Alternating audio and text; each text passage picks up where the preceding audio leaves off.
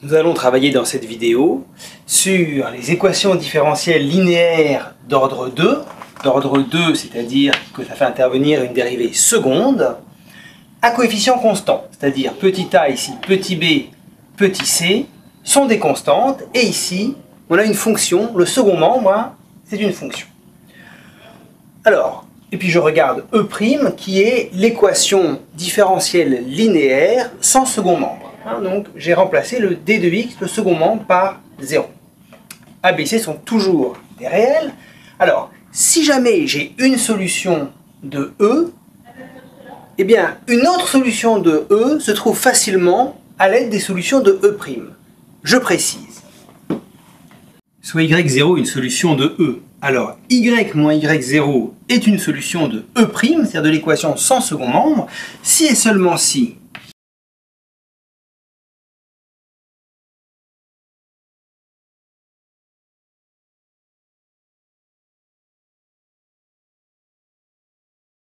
or, AY0 seconde plus BY0' plus CY0, c'est égal à D de X, parce que Y0 est solution de E. Donc finalement, Y, vous voyez, est solution de E, AY seconde plus BY' plus CY égale D de X, si et seulement si, Y moins Y0 est solution de E'. Et donc finalement, Y est solution de E, si et seulement si, Y égale Y0 plus Z, où Y0 est une solution particulière de E et Z, une solution quelconque de E'. Donc, on va chercher à résoudre E'.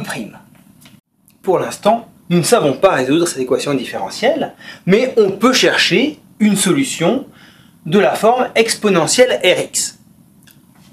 Qu'est-ce que l'on obtient? Eh bien, f' de x, c'est égal à r exponentielle Rx, f seconde de x, c'est égal à r carré exponentielle Rx, et donc f est solution de E', si et seulement si, eh bien vous voyez, vous avez a r carré plus b r plus c, le tout fois exponentielle Rx égale 0.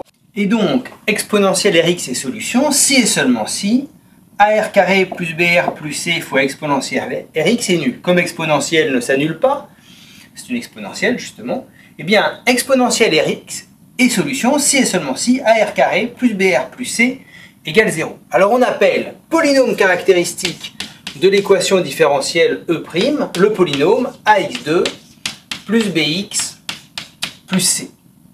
Supposons que le polynôme P de x, polynôme caractéristique de E', ait une racine réelle R1. À ce moment-là, exponentielle R1x est une solution de E', ce que l'on vient de voir. Évidemment, vous pouvez remarquer que si on multiplie exponentielle R1x par une constante k fois exponentielle R1x, ça reste solution de l'équation différentielle, puisque ça revient à multiplier chaque terme par k. Et donc, on va chercher des solutions de E' par la méthode de variation de la constante. C'est-à-dire, on cherche des solutions z qui s'écrivent h de x, c'est notre constante k que l'on fait varier, qui devient une fonction h de x, fois la solution que l'on connaît déjà, qui est exponentielle R1x. Alors, je vais dériver 2 fois z.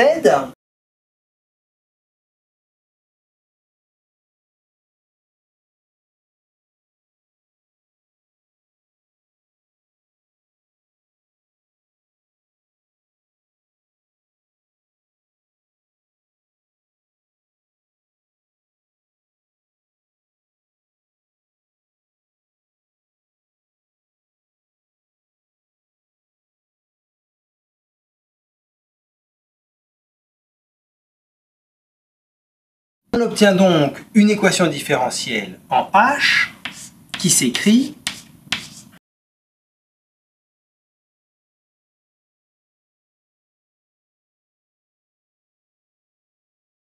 ce qui est intéressant ici, c'est que l'on retombe ici sur AR1 carré plus BR1 plus C, qui est exactement la valeur du polynôme caractéristique en R1. Or, R1 est une racine du polynôme caractéristique. Donc cette quantité-là, elle est nulle.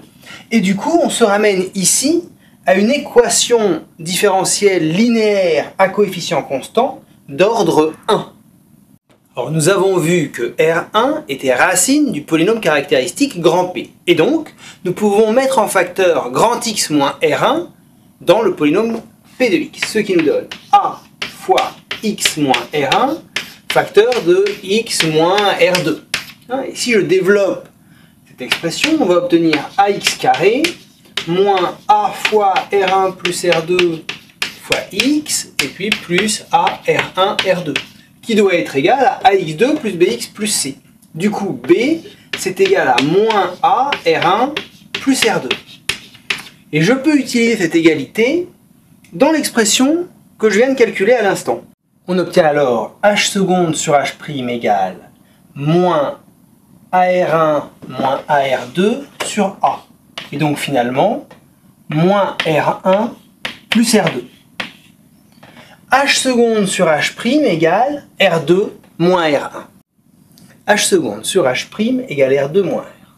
Premier cas, R1 égale R2. P a une racine double. R1 égale R2. Dans ce cas-là, eh bien on a H seconde sur H' qui est nul, donc H seconde égale 0. Et donc ça c'est équivalent à H de X égale eh bien, alpha X plus bêta. Et du coup, Z de X, qui est la solution qui nous intéresse, hein, Z est solution de E', si et seulement si il s'écrit H de X R1X avec H qui vaut alpha X plus bêta. Et donc ça nous donne Z de X égale alpha X plus bêta fois exponentielle R1X, où justement R1 est la racine double de P. Deuxième cas, eh bien deuxième cas, P a deux racines distinctes. Deux racines distinctes. Et à ce moment-là, eh bien, H seconde sur H' égale R2 moins R1, c'est une équation différentielle linéaire à coefficient constant d'ordre 1. Alors regardez comment ça s'intègre, hein, c'est très facile, ça nous donne H1' de X égale une constante fois exponentielle R2 moins R1, le tout fois X. On peut alors à nouveau intégrer en X et on obtient H de X égale K divisé par R2 moins R1, c'est une nouvelle constante que je note C1, exponentielle R2 moins R1 X plus une constante C2. Mais là, je l'ai résolu pour H. Moi, ce qui m'intéresse, c'est Z. Et Z de X, c'est égal à H de X fois exponentielle R1X. Et donc, ça nous donne Z de X égale C1 fois exponentielle R2 moins R1X fois exponentielle R1X. Donc l'exponentielle R1X se simplifie. Ça nous donne C1 exponentielle R2X plus C2 exponentielle R1X. Et voilà, nous avons trouvé l'ensemble des solutions de l'équation différentielle E' lorsque le polynôme caractéristique grand P a deux racines distinctes. Voyons le cas général. Finalement, suivant le nombre de solutions du polynôme P.